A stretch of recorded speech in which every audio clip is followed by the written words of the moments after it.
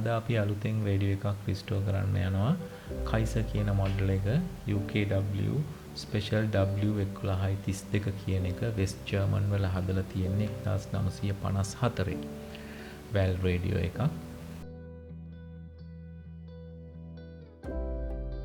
එක තියෙනවා original back panel එක පවර් කෝඩ් එක ඇතුලේ තියෙනවා. මම බැලුවා ඒක දාලා තියෙනවා. UKW Spezial w1132 කියන මොඩල් නම්බර් එක. අපි මේ මොඩල් නම්බර් එක අපි රේඩියෝ මියුසියම් කියන සයිට් එකට ගිහිල්ලා ඇතුල් කරලා ඩීටේල්ස් අරගමු පුරුදු විදියටම.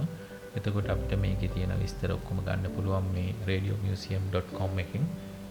ඒකේ තියෙනවා ඒක හරිම යූස්ෆුල් සයිට් එකක්. ස්කෙමැටික් ඩයග්‍රෑම් එක මේ රේඩියෝ එක රිස්ටෝර් කරන අය අප්ලෝඩ් කරපු ෆොටෝස් කොහොම ඒකේ තියෙනවා. දැන් මම මේකේ බෑක් පැනල් එක ගලව ගත්තා.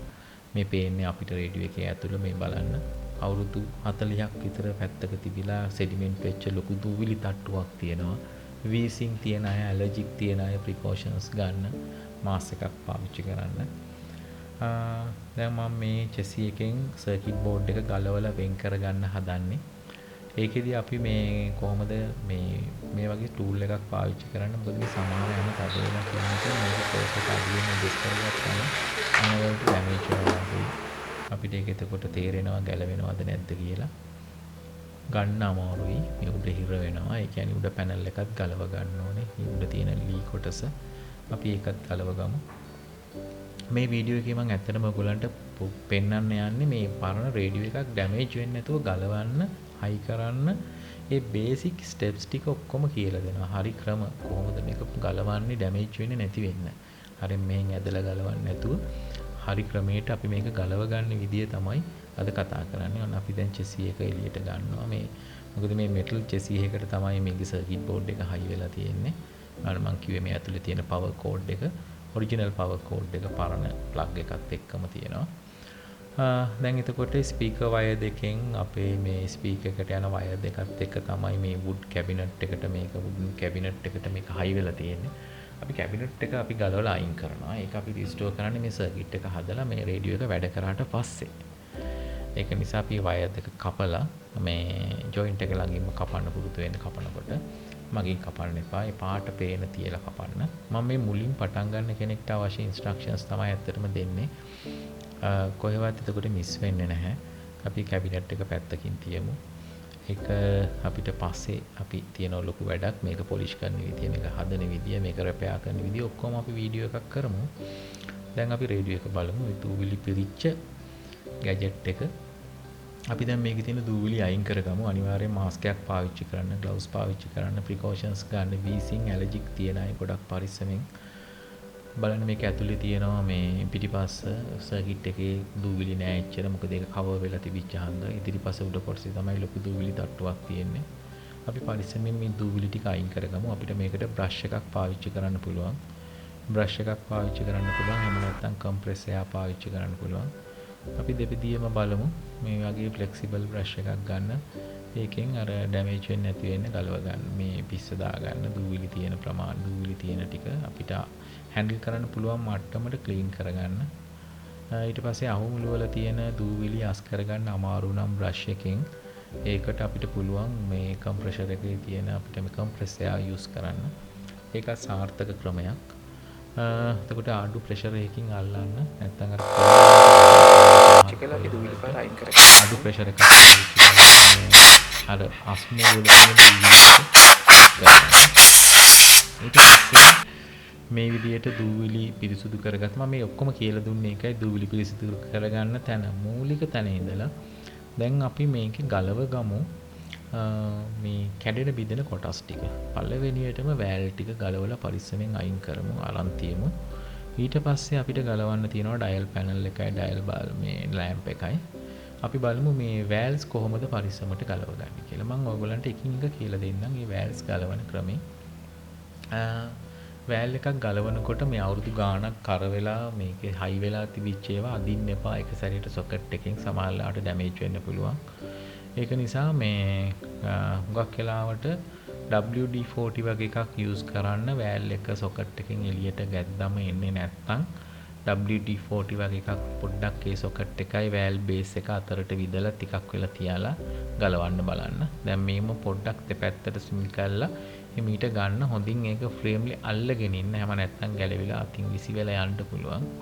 හිමීට පොඩි ට්‍රැක්ෂන් එකක් උඩට දාගෙන පොඩ්ඩක් ඇද්දාම එනවා. හැබැයි කම්බි නැමෙන විදියට හොලවන්න යන්න එපා. බලන්න දැක්කනේ අර ගොඩක් ඒ කම්බි කොරස් මේකේ තියෙනවා මේ ඔක්සයිඩ් එක හැදිලා.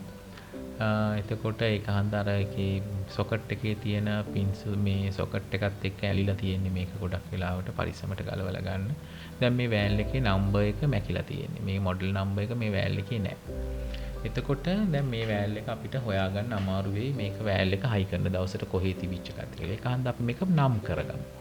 මේක පුරුද්දක් විදියට හැම වෙලෙම වෑල් ගලවනකොට ඒක මේ පොඩක් ඉන්ඩෙක්ස් එකක් දාගන්න.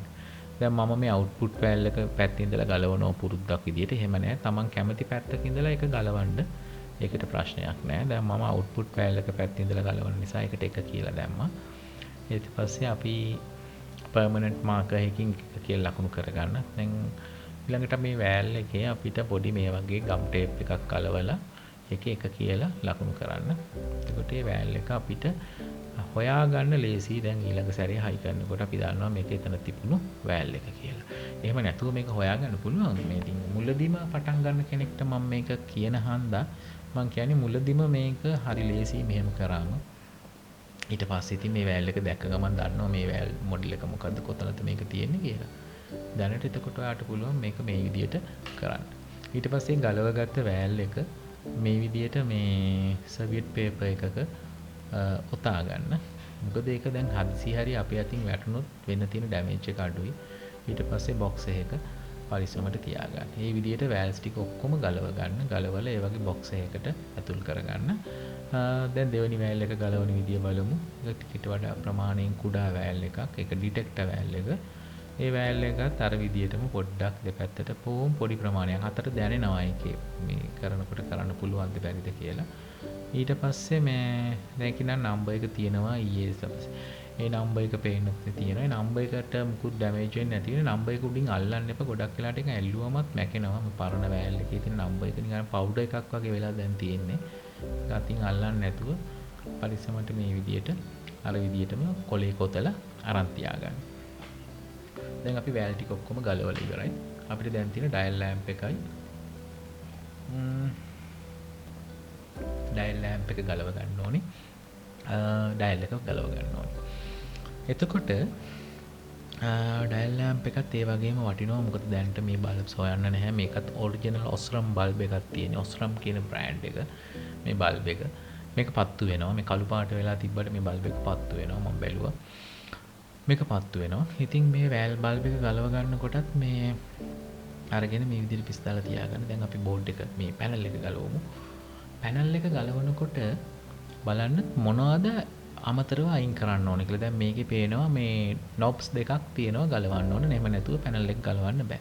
ඉස්සෙල්ලා හොඳට ස්ටඩි කරන්න. කොහෙද නේද ඇන තියෙන්නේ? මොන ඇනද මොන පාර්ට්ස්ද ගලවන්න ඕනේ මේ පැනල් එක ගලවනවා නම්. මොකද මේක ග්ලාස් පැනල් එකක්. ඒ වගේම ග්ලාස් එකේ පිටිපස්සෙන් print කරලා තියෙන්නේ මේ ඩයල් පැනල් එක. ඒක හීරෙන්න පුළුවන්, ග්ලාස් එක කැඩෙන්න පුළුවන්. එහෙම වුණොත් ඉතින් කියන්න වැඩක් නැහැ නේද? ඒක හන්ද දැන් මම මේ knobs පන්න ගන්නවා. මේ knobs මුකක්ම මේ තද වෙලා තියෙන්නේ. මේවා පිත්තල. මල කඩ කන්නේ නැහැ ඇත්තටම. මේ ගොඩක් වෙලාවට පිත්තල වගේ ලෝහ වලින් හදලා තියෙන්නේ. අපි WD-40 ටිකක් විදලා අපි ඒක ගලව ගත්තා. මේ knob එක ගලවනකොට අතින් අල්ලලා අදින්න එපා පැනල් එකට බර දීලා. මේ විදිහට රෙදි පටියක් පැනල් එකයි knob එකයි අතරින් ඇතුල් කරගන්න. knob එකයි පැනල් එකයි ඇතුලෙන් ඇතුල් කරගෙන රෙදි පටියට බර දෙන්න chassis එකෙන් අල්ලගෙන glass panel එකට දෙන්නේ නැතුව. නිකම්ම ගැලවිලා එනවා.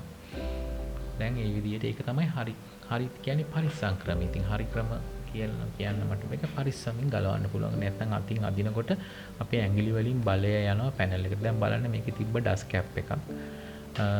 ලෙදර් වලින් හදපු ඩස් කැප් එකක්. ලෙදර් වලින් හදපු එකක්. ඉතින් ඒක හොඳ මට්ටමේ තියෙනවා. දැන් මේක විසි කරන්න එපා. අපි ඒක ආයි පාවිච්චි කරන්න ඕනේ. කොම් පුළුවන් තරම් මේ තියෙන ඔරිජිනල් පාර්ට්ස් ඒ විදිහටම තියාගන්න. අලුතෙන් කොටස් එකතු කරන්න යන්න එපා. බැරිම අවස්ථාවක විතරයි අපි කොටස් එකතු කරන්නේ. අබන් අනිත් පැත්තේ knob එකත් ඒ වගේ ගලව ගත්තා. දැන් අපි ඩයල් පැනල් එක හයි වෙලා තියෙන සොකට් එක ගලව ගමු. ඒකත් ඒ ඇන ගලවනකොට හරි අඩු ටෝක් එකකින් බලන්න try කරන්න. නැත්නම් සමහරට ඇනේ කට් මේ টොප් එක ළඟින් කැඩිලා යනවා. මේවා ගොඩක් වෙලාවට මේ පරණ ඇන මං හිතන්නේ හෑන්ඩ් මේඩ්ද දන්නෙත් නැහැ. සමහර එකිනෙකට වෙනස් ඒ ඇනවල උඩ කට් එක කපලා තියෙන විදිය. දැන් ඔන්න අපි ඒක ගලව ගත්තා ඒ දෙකම. අතින් තද නම් අතින් අල්ලනකොට ටිකක් තදට අල්ලන්න හිතනවා. දැන් මේ වගේ එකකින් අල්ලනකොට ඉන් එහාට බුරුල්ලෙන්නේ නැති නිසා ප්‍රශ්නයක් නැහැ, කැඩෙන්නේ නැහැ. දැන් අපි යන ටික ගලවලා පැනල් එක හිමීට එළියට අරගමු. මේ පැනල් එක මේ යන ටික ගලවනකොට මේ බොක්ස් එක දාලා තියාගන්න. මුළු රේඩියෝ එකේම යන එක බොක්ස් එකකට ගන්න. මේ නැති වෙනව නැත්තම් පස්සේ මේක හොයන්න ගියාම අලුත් යන දාන්න උනම හරිම කැතයි. අනිත් එක එහෙම කරන්න එපා. ඒක හානි කරයි. තිබ්බ දේවල් ඒ විදිහටම පාවිච්චි කරන්න. මේව තමයි මුලින්ම කරන්න ඕන දේවල් රිස්ටෝරේෂන් එකේදී. මොන දැන් අපි මේ ඩයල් පැනල් එක ගලව ගත්තාම පරිස්සමින් ඇති තරම් වෙලා අරගන්න. හදිසියක් නැහැ. හීරෙන්නේ නැති වෙන ගලවලා ගන්න. දැන් මේ ඩයල් පැනල් එක අපි මේ වෙලාවේ ක්ලීන් කරන්න යන්නේ නැහැ. මේකත් අපි අර චෙසි එක හදන මේ කැබිනට් එක හදනකොට අන්තිමට කරන්නේ. ඒක හන්ද මේකත් අපිට සර්වියට් පේපර් එක රැප් කරලා අරන් තියන්න. පරිස්සමෙන් බිඳෙන්නේ නැති වෙන්න. ඊට පස්සේ අපි ඩයල් කෝඩ් එක ගැන බලන්න ඕනේ මේකේ. ඩයල් කෝඩ් එක අපිට මේ පාවිච්චි කරන්න පුළුවන් මට්ටමේ තියෙනවා. ඩයල් කෝඩ් එක ඩැමේජ් වෙලා නැහැ, දිරලා නැහැ, වැඩ කරනවා. ඒක හන්ද අපිට එතකොට අලුතෙන් ඩයල් කෝඩ් එක දාන්න අවශ්‍ය නැහැ. මේ ඩයල් කෝඩ් එකම යූස් කරන්න පුළුවන්. එතකොට ඒක නිසා මේ ඩයල් කෝඩ් එක ගලවනකොට මේ ඩයල් කෝඩ් එක තිබිච්ච විදිය ඩයග්‍රෑම් එකක් ඇඳ ගන්න. මේ ඩයල් කෝඩ් එක තියෙන පැටර්න් එක මේ විදිය ඇඳ ගන්න. මොකද එතකොට ඊළඟ සැරේ මේ ඩයල් කෝඩ් එක දානකොට හරි ලේසි. ඒක අපි නෝට් ඩවුන් කරලා තියාගත්තා. එහෙම නැත්තම් ටිකක් වෙලා යනවා කල්පනා කරලා ඒක දාන්න ගියා. මොකද මේක නම් හරි සරල ක්‍රමයකට තියෙන්නේ. සමහර ඒවා ඉතා සංකීර්ණ ක්‍රම වලට තියෙනවා. එතකොට උඟ වෙලාවක් යනවා ඒක දාන්න. දැන් මේක මම මේ තම කැමති විදිහකට ඔයාට තේරෙන විදිහට ඔයා ඇඳ ගන්න. මේ කියන්නේ අනිත් අයට තේරෙන විදිහට නෙවෙයි. Tamanටනේ දැන් මේ ඔයා හදන ඔයා ගලවල ඔයාමනේ මේක හයි කරන්නේ. ඒතර ඔයාට තේරෙන විදිහට මේක ඇඳගත්තම හරි. දැන් එතකොට මම මේක මේ විදිහට ඇඳ ගන්නවා. ඒක දැන් මට හයි කරන වෙලාවට තේරෙන විදිහට ඇඳගත්තම හරි. දැන් මම මේ කෝඩ් එක පුලි වලින් ගියපු විදිය ලකුණු කරගන්නවා. එතන පුලි දෙකක් තියෙනවා. එකක් ඉස්සරහින් සහ එකක් පිටිපස්සෙන්. ඒක හන්ද මම ඒකේ විදිහට ඇඳගත්තේ.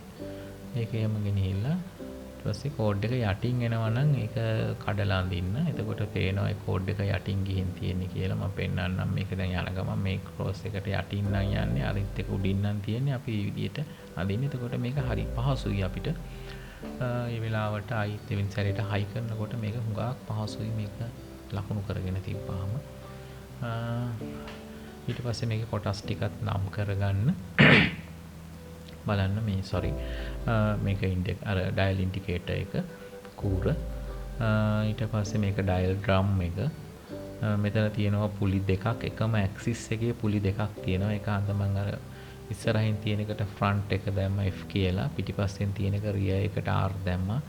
මේක ඩයල් ඇක්සල් එක. ඒක DA කියලා දාගත්තා. ඒකට තමයි අර ඩයල් නොබ් එක හයි වෙන්නේ. මේක අර පැත්තේ තියෙන පුලි එක. දැන් ඒතකොට අපි මේක අපිට තියෙනවා සටහනක්. ඒක හන්ද ඒක ලේසි කරගත්තා අපි. හරි සරලයි නේද? දැන් අපි එක ගලව ගන්නවා. ගලවනකොට මේ ස්ප්‍රින් එකේ ටෙන්ෂන් එක අයින් කරගන්න. අයින් කරලා පරිස්සමෙන් ගලවලා ගන්න. ඒකත් ඉතින් ගලවනකොටත් මතක තියාගෙන ගලවන්න. දැන් අපි තිබුණු විදිය වට ගන්න අපි අතන ඇඳගත්තා. මේ කොයි වෙලාවකවත් මේ කෝඩ් එක කපන්න එපා. මම ඒක පුංචි ගැටේ ලියලා ගලව ගත්තේ.